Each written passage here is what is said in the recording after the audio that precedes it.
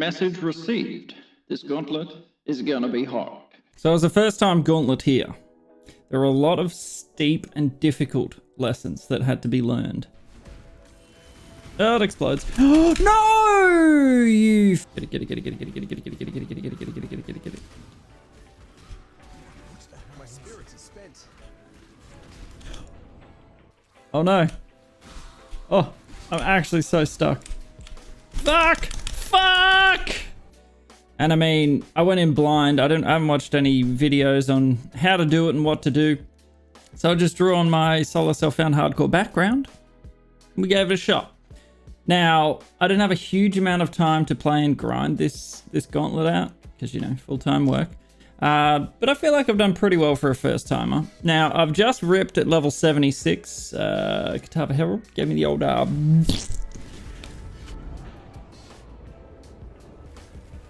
and thus ends my run. That's a bit of a shame. But what I'm going to do for you is I'm going to break down my Lacerate Glad build. What makes it viable, what you should be aiming for if you're going to run something like it, and where I went wrong in my gauntlet run. Make sure that you tune into the Twitch channel. We are live Tuesday, Thursday, and Saturday at 4 p.m. Australian Eastern Standard Time. Check out my progress for the Hardcore Solo Self-Found while you're there. And make sure that you subscribe to the channel. And make sure you leave a comment on the video and give it a thumb. I want you to prepare yourself for tips, tricks, rips, and nips.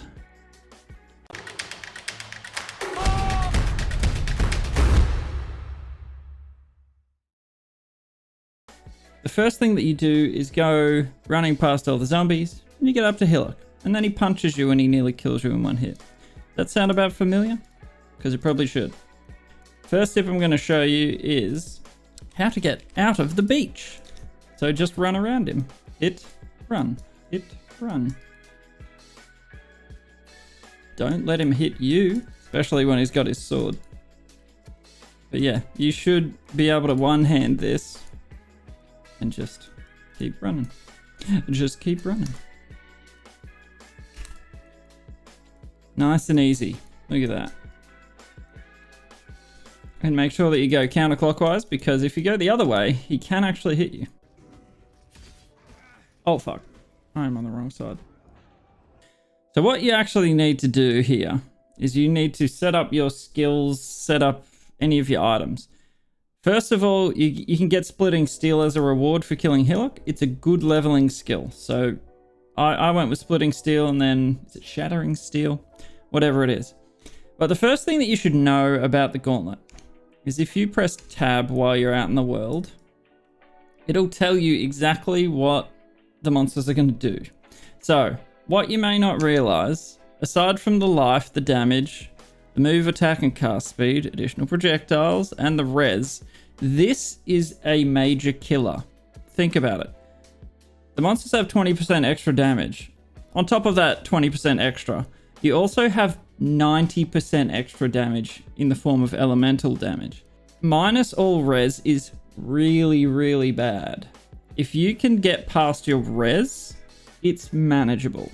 So the first thing that you need to look at fixing, as soon as you can, is fix this res. Get this as high as bloody possible. If you can get your hands on this little unique, which I luckily did find, the gold rim, 31 to all res. Look at that. So that will set us to -9 on all those. That is much less devastating. So you can put gold rim on from level 1. I know you can't get this normally, but do keep your eyes peeled because it is hugely important. You can also get it up to 40% all res, which would undo that entirely. So next up is kiting. Now, something that you should become very familiar with in this gauntlet is the idea of kiting. If you're lazy like me, just face tank everything, right? No. That is bad. So you don't sit here and attack and attack and attack, because that happens. You get hit once and your health is gone. What you need to do is you need to go attack, move, attack, move. Always be moving. That is your #1 defense. If you don't get hit, they can't hit you hard. Also keep your eye out for Wisdom's early days, because it's very important. but as you can see, keep moving while you attack. But as you can see, it's pretty straightforward. Attack and move. Like, the only time I got hit was when I stopped. Uh-oh. The only time I got... Oh, stay away from fire. Oh, dear. Yep. And there you go. There you go. There's my gold room gone. It can happen that easily. So that's why your move speed is so important. You need to be able to get away from them. What I'll do is I'll show you the character I had. This is what you should be aiming for. Something like this. Just don't go fight Kitava's Heralds until you're ready to run past them, basically. But this is what we looked like just as we died. So we're on 76. We didn't quite get to 80, which is a shame. This point on your tree is very important. Resolute technique. You can't miss. So your attack chance to hit is 100%. Very, very important. Because you don't want to be missing while you're fighting. Next up, attack speed. Very useful. Because you don't want to stand still while you want to keep moving. Next up is your chance to inflict bleed. We're at 125%. That is fantastic because you want to always be bleeding your enemies. That's what this is based around. Other than that, your attack screen isn't that important. This is where it gets important. So my armor is actually a little bit low. I had a few changes ready to go in the form of a belt and stuff. So you would ideally like more armor than this, but I mean, 45 to 50%'s about where you'll be probably. We aren't based on evasion, so that's fine. Important, get your res as high as possible, especially before you go kill Kitava and move on to maps. You want it above, you want it 30 above if you can swing it, because when you kill Kitava, you're going to get minus 30 to everything. So we're at 100. Like, we're ready to kill Kitava. I can't believe I died against him. Can't believe I died to Kitava. Oh, sadness. This is another of our defensive layers. We've got block set 57%. So 57% of the attacks that do hit me are just going to be blocked away. When they do finally hit me, we're reducing as much damage as we can, thanks to our res and our armor. That's all you can do. Now, another thing to keep your enemies away from you. Having high damage, if you are able to kill your enemies quickly, then they can't attack you. It's a really good way to avoid getting hit.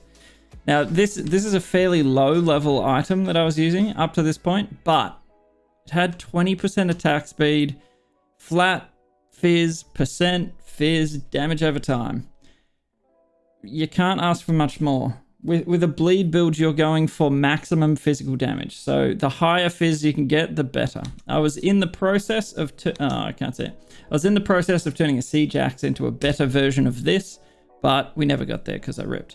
Now, you may not be as lucky as me. This helmet rolled 122 on life. We got a tier 2 max roll and a tier 1 split max roll. So 122 to life is amazing. But we looked for armor wherever we could get it. Now, this is an exceptional chest. I found this. I was lucky. Look at that. Life, all res.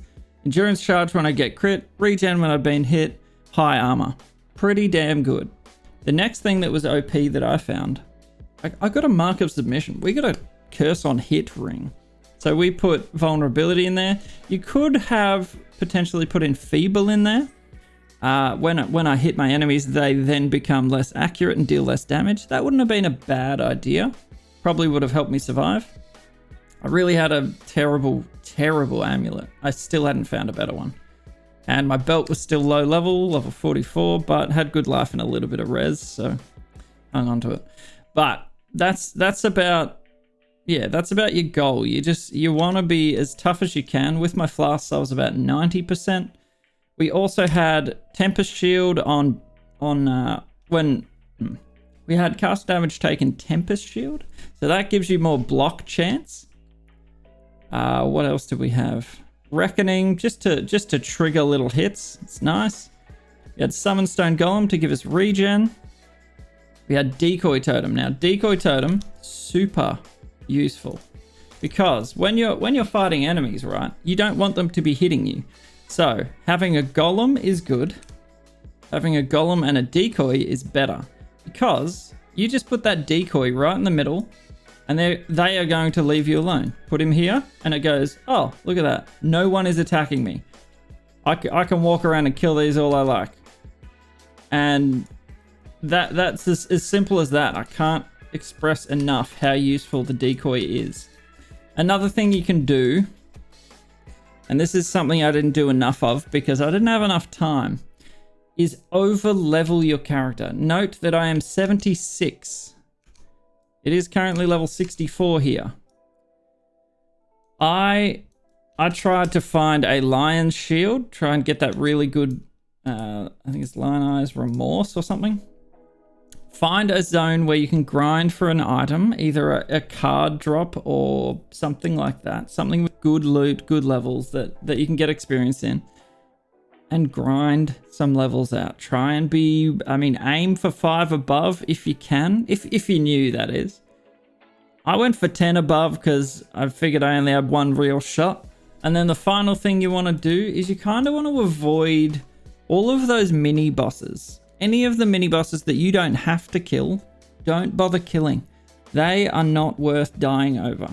All you want to do is kill your blue mobs, get your experience, and get out of there. But yeah, as you can see, we've got a lot of defensive layering. We've got flesh and stone in sand stance, so nearby enemies are blinded and do less damage. We had the golem to take aggro and help us regen. We had pride. I could have gone Herald of Purity for the extra summons, a useful idea. We had our Dread Banner for increased Fortify effect. We had Lacerate to kill. Enduring Cry with auto cast. Well, not auto cast, but insta cast. So if you take Call to Arms, you can Enduring Cry immediately. It's like a second heal flask, basically. Leap Slam with Fortify on it. So we get Fortify anytime we Leap Slam onto enemies. And then finally, Molten Shell. Now, because this is an armor base, Molten Shell was giving us about 2,500 extra, health in a way. Just a damage soak buff. So that's very useful.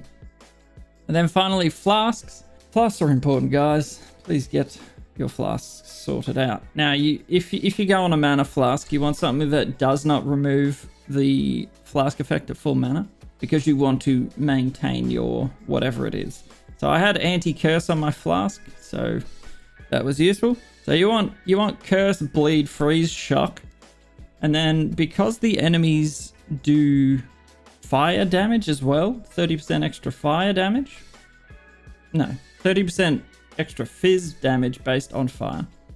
Where I went wrong is I didn't have anti-fire on this basalt flask. I ran out of materials to craft a better basalt flask, but we had a granite and basalt for surviving. I would have liked to have traded out my mana flask if I could for a quartz, so get that attack and spell dodge just on the off chance that it helped. But otherwise, that's about a summation of this character. On the skill tree, I probably should have gone for versatile combat. Get that spell block equals your block chance. But instead I went for gratuitous violence and blood in the eyes, so bleed explosion. So, up to you how you're feeling. But those are the options that you're going for.